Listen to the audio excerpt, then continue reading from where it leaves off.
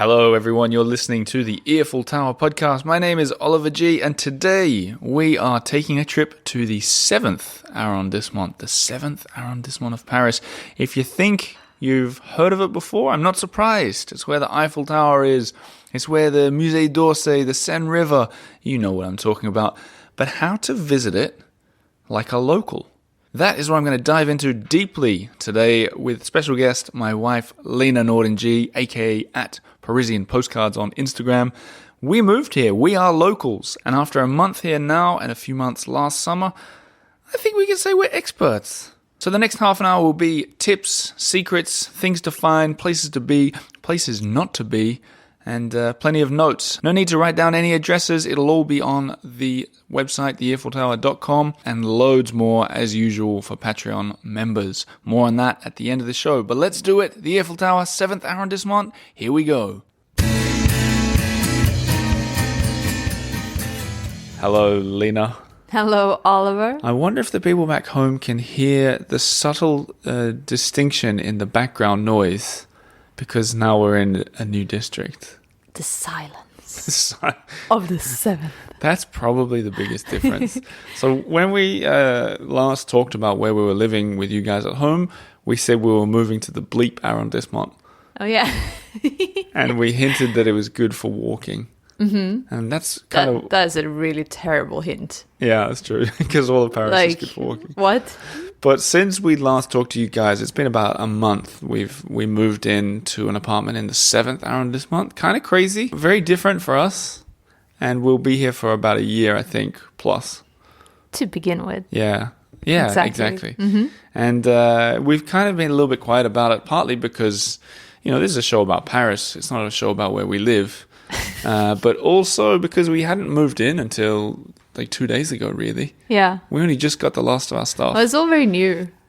Yeah, there's a lot that goes into moving, especially when storage is involved. Good. And anyway. especially in lockdown. Oh my gosh. And especially something we have hardly talked about at all on this podcast, when you're expecting a baby in 5 weeks. I know, that just ran away. Yeah. So we've kind of been keeping that one on the down low. On the back burner. But I figured people might want to hear a little taste of behind the scenes at the hospital. So yeah? I figured I'd play a little... French hospital. A little French hospital of a little French heartbeat. Are you ready? Yeah, sure. Son petit cœur bat très bien. C'est parfait. Isn't that sweet? It's crazy, isn't it? Isn't it? Yeah. I say sweet, you say crazy. It's crazy sweet, maybe. But look, that's for another story. Here today, we're going to talk about the 7th arrondissement, the 7th. So if you're brand new to the show, some important background details are after the first lockdown during the deconfinement in Paris. So almost a year ago, we were very fortunate to stay in the 7th arrondissement as guests of Paris Perfect. And that gave us a taste for it when it was very, very, very empty. And that taste, it lingered like a bad smell. No, good smell. What? It did linger like a good smell. Like a very good smell. And now we found that we've moved back here. And now we're in the neighborhood, and we've been here, so a month now, but also sort of 2 months during last summer. So we know it pretty well. We've been exploring the whole time, and we put together a little guide for you guys, sort of like our neighborhood guide. But more, the way we're framing it is how to visit the 7th arrondissement like a local, because we are locals. We are. We're new locals, but, Before we get into the list, do you think the people around here are different? Yeah. How? They're well manicured. Like the gardens. I also think typically people are a bit older here. Yeah, I was definitely. thinking this morning, how many people of your age, our age, have you seen around? No, it's mostly older. Yeah. Or like young, rich families. You think young, rich families? Yeah. I think there's a mix of, I think maybe there's some international schools around as well, so that helps. You know how we know? A lot of nannies. Yeah, totally. A lot of nannies. I don't think you really get that up in where we lived before. I don't think I ever saw a nanny in Montmartre. No, it's not the same thing. It's but a here, different vibe of the city. Nannies. Yeah. What you said, Lina, about rich kids. Yeah. We noticed, I don't know, rich kids. Like rich families? I guess rich parents. but you notice it in weird ways. Like we were sitting in a park the other day, and all these like 10, 11-year-old children were getting restaurant food delivered to the park. Yeah. From like Uber Eats or Deliveroo. Yeah. And maybe it's a lockdown thing, but I've never seen that in my life. Never have I ever seen that. Like, what happened to the soggy pancakes at outing day and the lukewarm hot chocolate? Is this what you got in Sweden? In the thermos. Is that in Sweden? Yes. Lukewarm hot chocolate and pancakes, soggy pancakes. I should just call it lukewarm chocolate, not hot chocolate.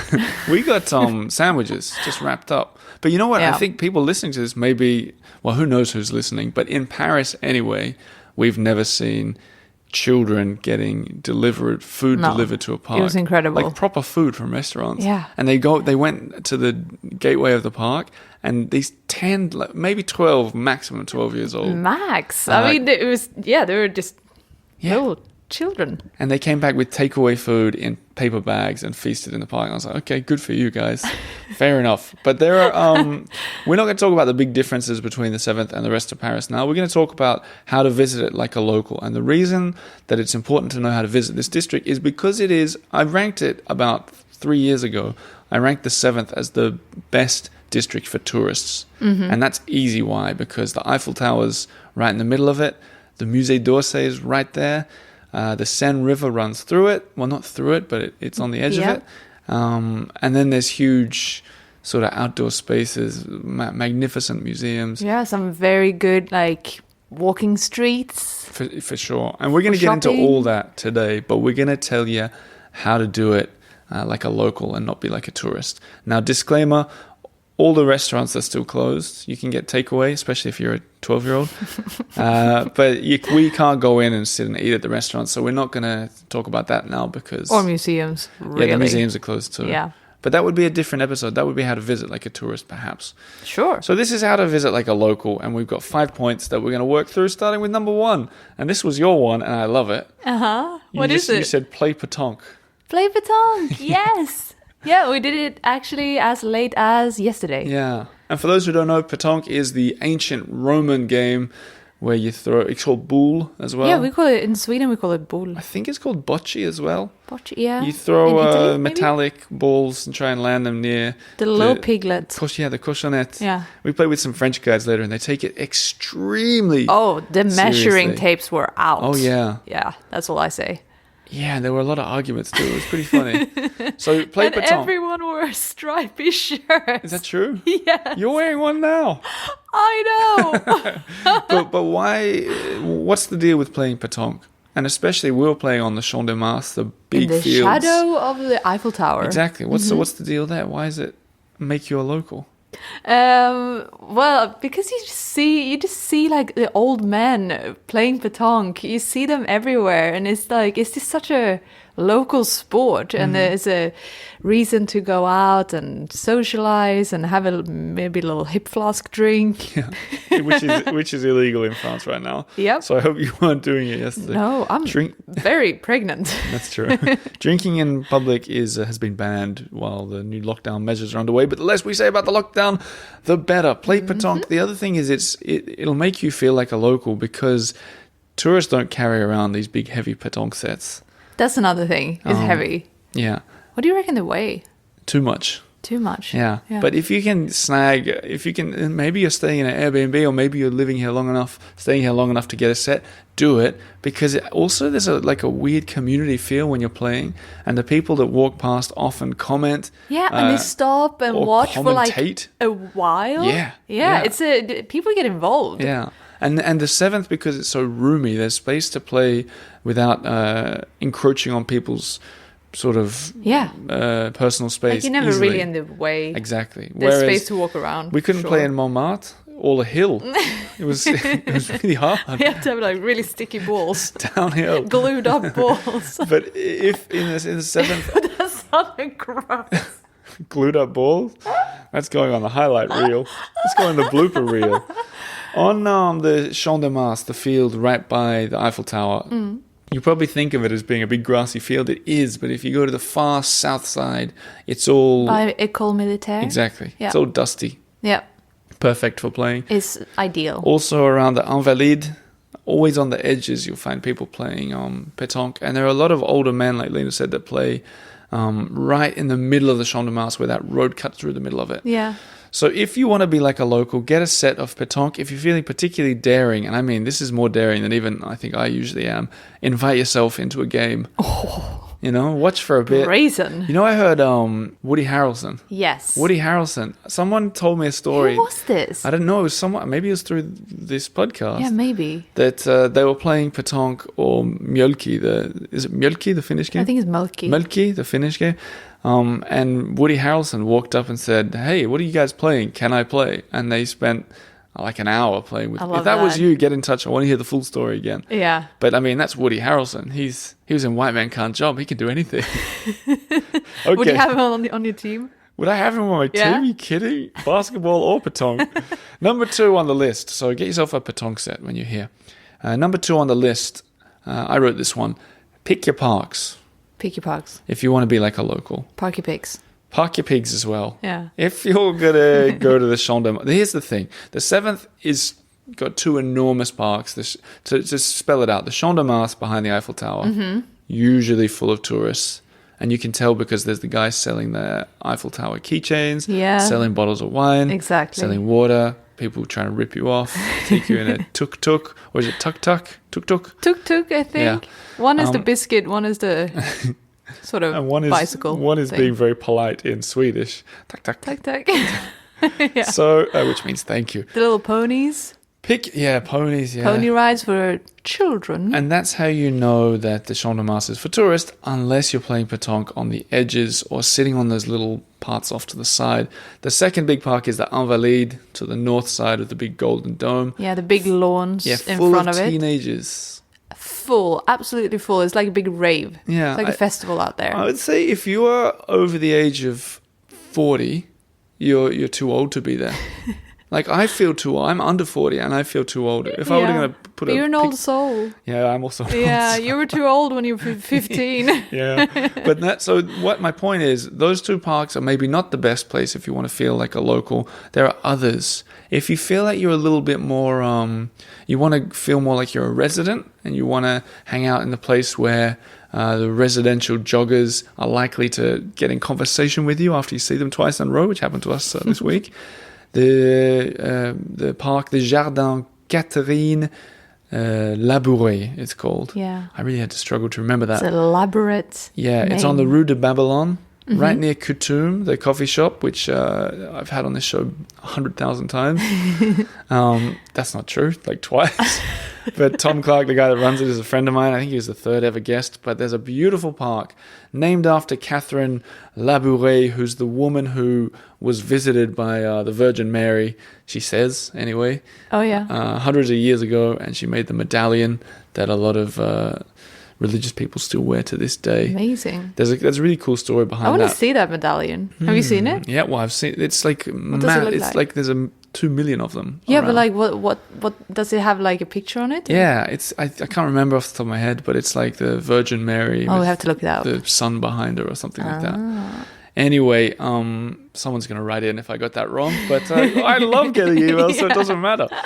So that's a really good one because it's very private. There's a sort of cloister at the back. And that's where the school children get their Deliveroo From the nuns. from the nuns. No, but No. the same park. And it's really beautiful. Very well-tended garden. It's like a clos, like walled off. Yeah, it's so nice. Very beautiful, and you'd never see it. And there's police always at the front of it, which might put people off from walking in. But do it. Rue de Babylone. All the addresses will be on my website. All the information will be on the scroll from Eddie for Patreon members. The other park that we wrote down that's worth visiting isn't such a park. It's private. What did we say? The Rodin Museum. Oh, yeah. So maybe people don't know this, but the beautiful Rodin Museum in the 7th on the other side of Invalides from where we live has a wonderful garden. It's so nice. Perfectly manicured, as you said before. It is perfectly manicured. And during the time of now, like the sort of confinement times, you can visit it without the museum's closed, but until fairly recently, at least, you could pay, I think it was 6 or 8 euros Yeah. and go in for a walk around just in the gardens. Have a little picnic, that sort of thing. Yeah, and you'll see There's usually a cafe open in the gardens as well. I don't know now. They might do takeaway, but anyway, hopefully you're listening to this in the future and it's all open again. But while you walk through the gardens, the museum's cool itself. That's where Rodin used to live and work. Nice. But the gardens are great. You can see the penseur, the thinker. You know, the guy sitting with his chin on his fist and just sitting there thinking. That's in the garden. You can go and stand and look at that for €8. So there's a little bit. There's a bit more of a luxury park, but you have to pay to get into it. But more private. The most private of all, I'd say. Yeah. The third best way to visit like a local. God, I really struggled through that. That's why I don't take notes. I've got notes here. When you have to look at notes, you can't read your own handwriting. Yeah, but also it ruins it. It ruins the flow, I think. But the third thing I've written down is the 5 best streets of the neighborhood. This was easy. Yeah. It's our street. No. I think if you're a tourist, like I think if like your parents or my parents were to come to the 7th and to try and explore it. Oh, it's too big. It's huge. Like it's way too easy to get lost or get walking on a boring street. And because there are residential ones that are just sure. like literally residential. And nothing they're happens. Huge. Yeah. And it would take you half an hour to walk to one end and you might not see a single thing. And you're like, ugh. And the great shame would be if you were walking parallel to one of the wonderful streets. And that could very well happen. It would definitely happen. I'm sure it has happened. And so to save you guys from going through that same problem, I'm going to list out really quickly the 5 best streets, and then I'll give you a taste of why they're all good. Should I do all the 5 and then we give a taste, or one by one? Yeah. Okay, here they are. If you have a favorite street, hopefully I mention it. But the main one is Rue Claire. Yes. And then the other 3 of them are just parallel streets, but they're all wonderful to walk down. That's Rue de Varennes, Rue Grenelle, Rue Saint-Dominique, and then the last one, Rue du Bac, B-A-C. And now I'll go through why they're all good. There are obviously other great streets. In fact, there were some that I would like to have put in. But considering there are probably hundreds of streets in this district, many, yeah. These are the 5 you need. Rue Claire is the one you've probably heard about. Rick Steves, the American travel writer, guru, he raves about it. So if you really want to know more about it, go and check what he's done. But he says it for a reason. It's essentially like a market street, and if you're into food, that's the street to go to, I'd say. If you're a Patreon supporter, hopefully you watched live when I got up for sunrise and walked down that street at 7:30 yesterday. Yesterday. So I was walking down. I said to Lina, do you want to come? And she said, forget it. I was like, me. Yeah. But I walked right down when they were setting up. So the fishmongers, the fruit guys, and they were all so friendly. Hey, just another question. What's a monger? I don't know, but there are a few mongers. Can you be a bread monger? Maybe. I bet it's clothes monger. I bet it's a Germanic word. Monger. Monger. Anyways, if you know, feel free to write to Oliver. There are different mongers too. Fishmonger. I can't think of any. Meat monger? No, that sounds really off. Anyways, you were up there they early. were all really friendly, and you can with see in the mongers. video. Everywhere I was walking, every monger said bonjour, and I was sort of filming a little bit. Yeah. And they didn't care. I was like, I'm just doing a live film, and they're like, yeah, go for it. It was great. Nice. See it if you're a Patreon member. More on that at the end. I'm not going to go on about it. Rue Claire, obvious. Now, Rue Varennes, Grenelle, and Saint-Dominique all run parallel to each other. All really long streets. And they all run parallel to the Seine. And they're full of shops. They all got their sort of specialty. Like, Varennes is really good for doors. It's beautiful. Very grand. A year ago, I walked from the east to the west side of it, rating every single door. Was that a year ago? Almost, yeah. What? And it was so funny. I started off, this is on YouTube, you can find it really easily. Just look up best doors in Paris, you'll probably find it.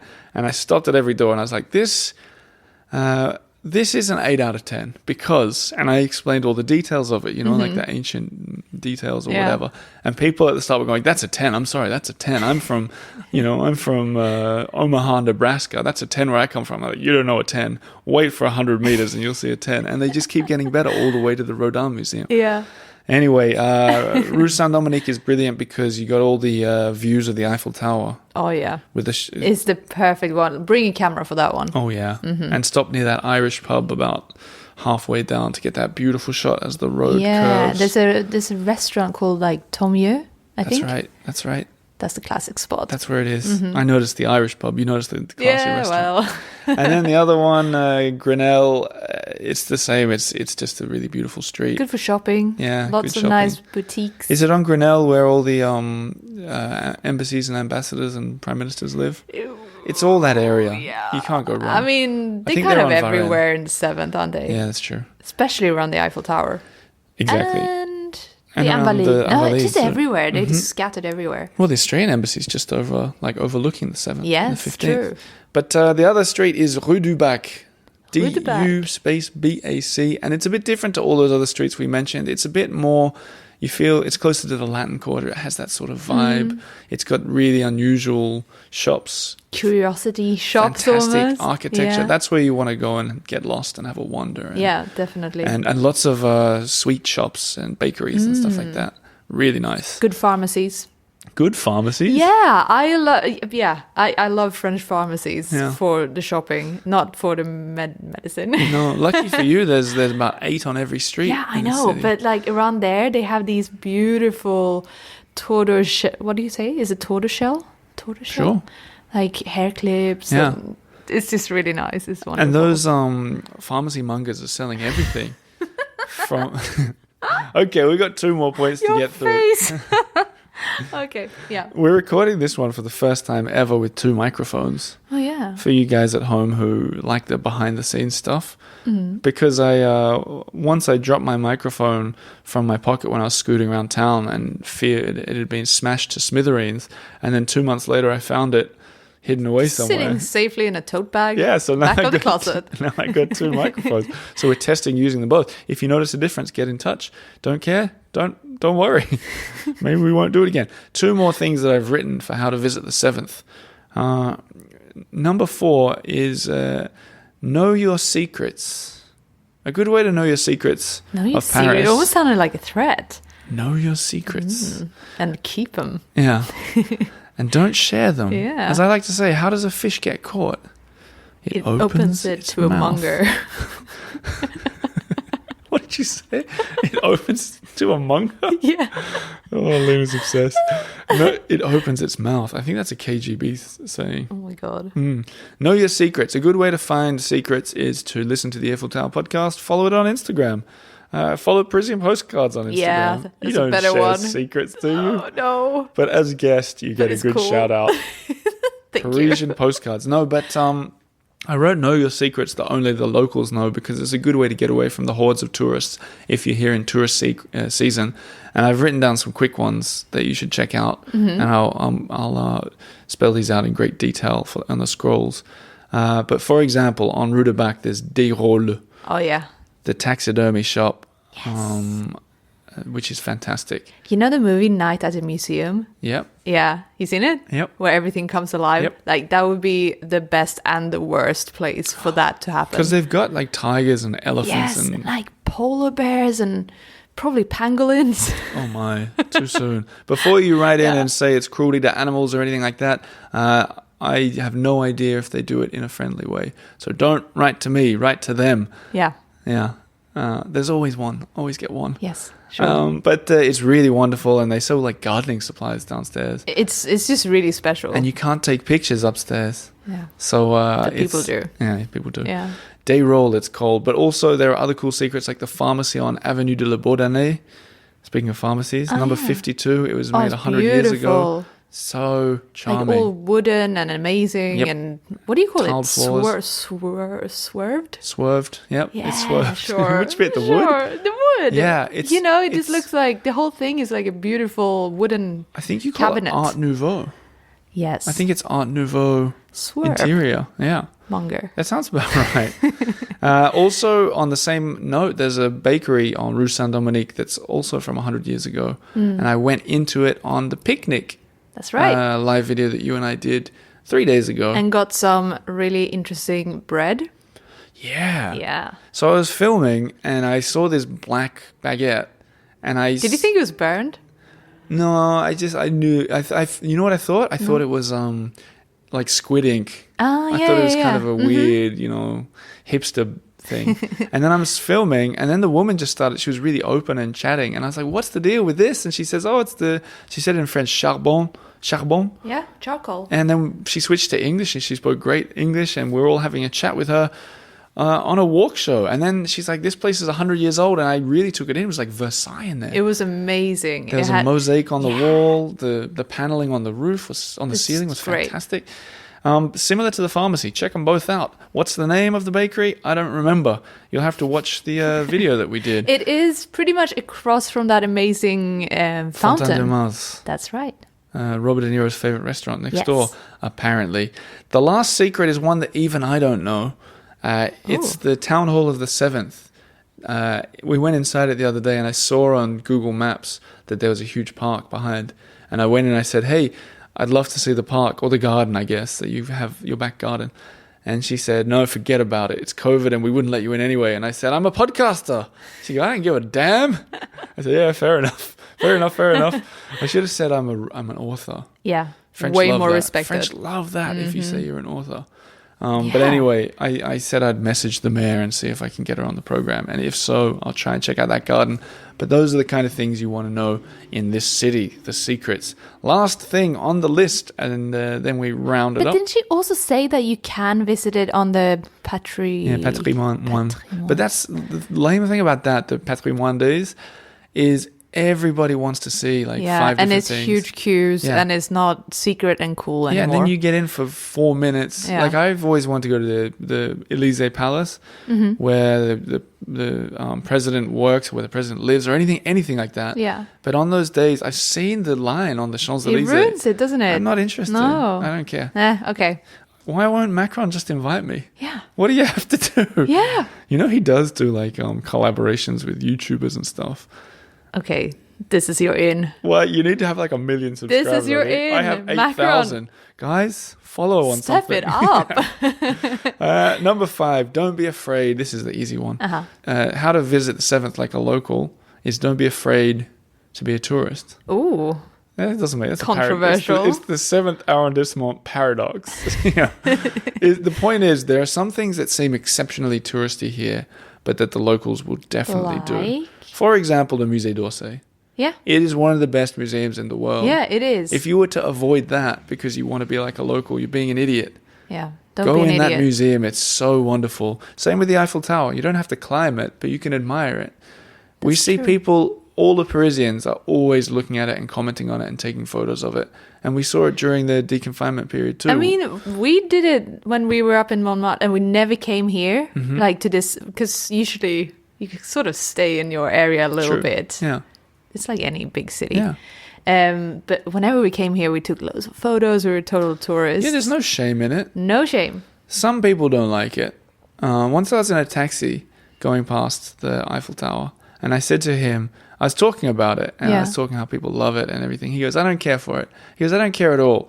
And I said, why? He's like, I'm not paying, 20 euros to climb that thing. And I said, is it I was deeply intrigued because he lives in the suburbs, and he said, it's not Paris, he doesn't care. And I said, is it a question of the 20 euros that you don't want to waste the 20 euros? And I said, what if you had a free ticket? What if you'd want a ticket? He goes, no, you'd have to pay me to climb that thing. He was really against it. So weird, so different. Yeah. Interesting. But typically people tend to love it, and everybody appears to want a view of it from their bedroom window, which we don't have. Also the Seine. Everybody's walking along the Seine. Don't have to feel like you're a tourist just because you're walking along the Seine River. It's beautiful. It is. If you want to feel less like a tourist, maybe put on some, training gear and pretend to do some yoga or kickboxing, whatever people do. People do all sorts down there. When I did the morning walk, the walk show yesterday, there was a commenter, and I can't remember who it was. I feel like her name was Gabrielle. She said when she came to Paris for the first time in 2001, she said you never saw a runner. Really? Yeah, and she said all she could see during this video were people running past, and she noticed it was quite different. Wow. I wonder if that's like a lockdown thing. The first lockdown, and you were allowed out for exercise. Everybody started running. Everyone. Forgot about that. Maybe it's like... I Could don't be, know. but there's I don't also know, the maybe. Paris Marathon, so people surely run here. Yeah. Anyway, the other thing is get crepes. crepes, you might say, crepes even. Sure, pancakes. Yeah. In that, the crêperie right by the Eiffel Tower, nothing wrong with that. Definitely not. It's great. We've been there several times. And lots of locals. Yeah, well, it's only really locals here at the I moment. guess. So those kind of things, don't Get feel... the Nutella one. Pardon? Get the Nutella one. Yeah, for sure. €4.50. 4. 4. But the point is, don't feel afraid to be a tourist in this district because it is probably the most visited neighborhood, among the most visited neighborhoods in Europe, in the world. Yeah.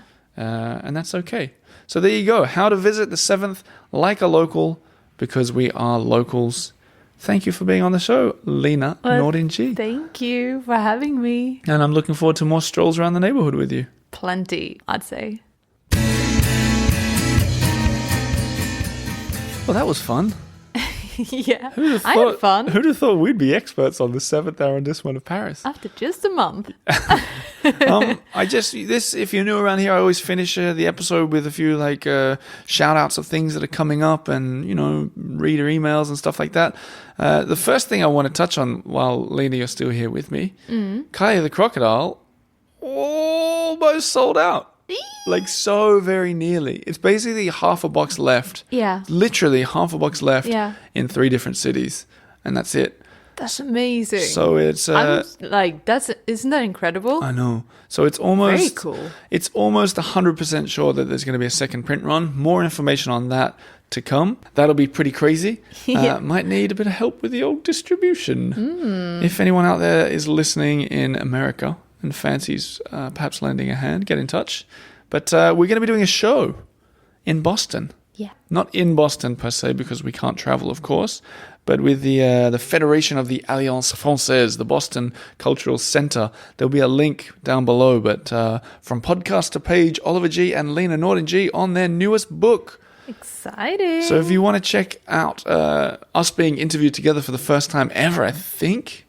Right? Yeah. First time we've done a full interview together live like that. Yeah. That will be a good way to get an inside look at the book. So the link to that will be in the show note. And to finish on, as you've probably heard before, I don't do ads. I don't do boring ads, but I do encourage the listeners who love the show to become members, for whom lots of extra stuff is on offer. For example, with this very episode, my brother Eddie, who edits the podcast, has put together a scroll, which is like a 10, 12-page document with everything we mentioned and way deeper dives into the 7th arrondissement. So, for example, in this one, he's done dives into some of the famous offices and apartments of people who've lived here. Really? Yes. Oh, I haven't seen that. Not to mention everything that we talked about and all the cafes we recommend and all that kind of stuff. Very beautiful. Check it out, patreon.com/the Earful Tower. And another benefit that comes with it is you get to watch the walk shows that I do for members only.